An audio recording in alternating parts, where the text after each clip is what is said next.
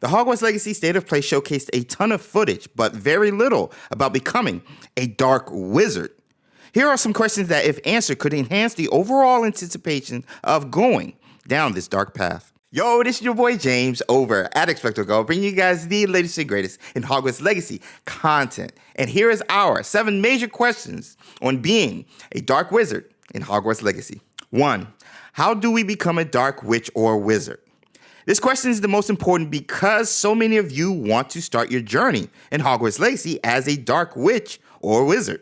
In the gameplay trailer, the only hint we get on how to become a Dark Wizard is be careful where you choose to explore, as it may lead you down a darker path. Avada Kedavra! Stating that our choice of exploring certain areas, assuming dungeons or ruins, what we find could give us the option of going dark.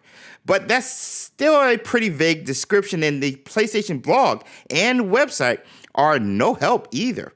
Even the old website had, and I quote, "Only you can decide if you will protect this secret for the good of all or yield to the temptation of more sinister magic," end quote. But that, again, still doesn't explain the how. How to become a Dark Witch or Wizard, or even the mechanics or process of this decision. For example, will there be dialogue with certain NPCs that give us the option to go the dark path based on the answers we give during our interactions? Will there be side quests that, if chosen, could lead us down the dark path? Could we have a morality system like Red Dead Redemption or like Fable, where your choices will gradually turn you dark? Hopefully we get some insight into the how aspect of this feature soon. Number 2, what will being a Dark Wizard look like? Once we started down the dark path, what will that look like in Hogwarts Legacy? Will there be a noticeable difference in look from the dark path and the light path? Or will there be no difference at all? Again, this insight into what our character would look like being a Dark Wizard wasn't really highlighted in the gameplay or the behind-the-scenes trailer during the State of Play. Not to say the Hogwarts Legacy team won't answer this question in a future event, but as of right now, we're left wondering, especially since in a video game, how you look adds to the immersive experience and gameplay, and is another obvious way to differentiate yourself, your character, from the NPCs. Now, if there would be a difference in the look of a Dark Wizard compared to, say, a regular wizard, we could use the aesthetic of the Dark Wizards, our character battles, in the gameplay trailer. These Dark Wizards are seen with various skull masks, bandanas, and even robes with the classic cone hood. This maybe could give us some clues as to how our character could look going the dark path, if only aesthetically. Will being a Dark Wizard make a difference in gameplay? In the wizarding world, there are some differences aesthetically and magically between a wizard and a Dark Wizard. But will Hogwarts Legacy reflect those differences? For example, the Patronus Charm. And I quote, "It was a general belief held by Wizarding World that only those who were pure of heart were able to cast Patronuses. For this reason, Lord Voldemort and his Death Eaters were not able to cast a Patronus Charm." Now, there's exceptions to this rule, but as Dark Wizards in general in Hogwarts Legacy, the gameplay should restrict us from casting a Patronus Charm, while as wizards, there should be no restrictions at all. Same with our ability of unsupported flight and the smoke scene in the trailer behind us, white as a wizard. But will gameplay allow a transition from white to black if we become a Dark Wizard, as seen with the other Dark Wizards we battle? But more importantly, what are the differences in our skills, talents, and upgrades as a Dark Wizard? The trailer says, decide which talents best fit your playstyle to allow you to focus on your favorite types of magic.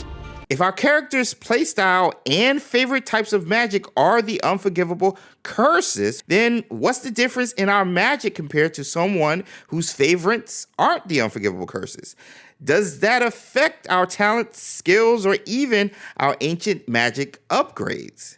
These are big questions we need answered simply because we need to know, if only in a limited capacity, the difference being a dark wizard makes on our gameplay before even starting our journey in Hogwarts Legacy. Number 4, can we join Ranrok and his rebellion? This is where we get into the Hogwarts Legacy story and how our choices to be a dark wizard will impact it overall. Starting with joining the villains of the game, Ranrok and Rookwood. And I quote, "Your ties to an ancient magic put you on a collision course with a goblin rebellion led by Ranrok, aided by his alliance with the dark wizard, Victor Rookwood, who both present formidable threats to the entire wizarding world," end quote. Will the gameplay decisions our character makes on our dark wizard journey mirror their cause to obtain the hidden magic and destroy the wizarding world? What might we be after if it's not power? We know Ranrok hates wizards, and that, and I quote, "his alliance with Victor Rookwood is particularly tenuous," end quote. So, will we be able to split them up? Dark wizards versus goblins? Or just take down both of them and their followers and collect whatever power Ranrok has glimmered, all to ourselves? As an open world action RPG, I hope all of these options are on the table. 5, can the companions join us? As you develop relationships with these schoolmates, they can accompany you on your journey as your companions. We see them follow us around Hogwarts and Hogsmeade while we are wizards in the trailer. But will the companions feature allow Not Iona, Poppy Sweeting, and even Sebastian Sallow follow us down our dark journey? Sort of like our own Knights of Walpurgis, like Tom Riddle himself recruiting his fellow Slytherin students. Although very unlikely, I have seen this question asked quite a bit. 6, can we be thrown into Azkaban? Now, in Hogwarts Legacy's first trailer, we see what looks to be Azkaban itself.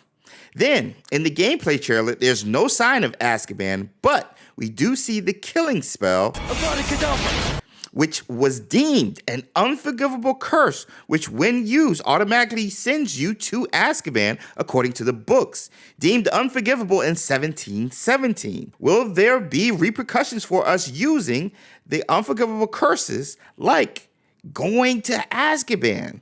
Will we be able to escape if we are thrown in? And lastly, number 7, will being a dark wizard give us an alternate ending to Hogwarts Legacy? This is pretty straightforward. Will there be a separate ending playing as a dark wizard from the other hero ending that we are expecting to have? The game promises that we can, and I quote, become the witch or wizard you want to be, end quote. And that, and I quote, the choices you make will define the legacy of Hogwarts, end quote.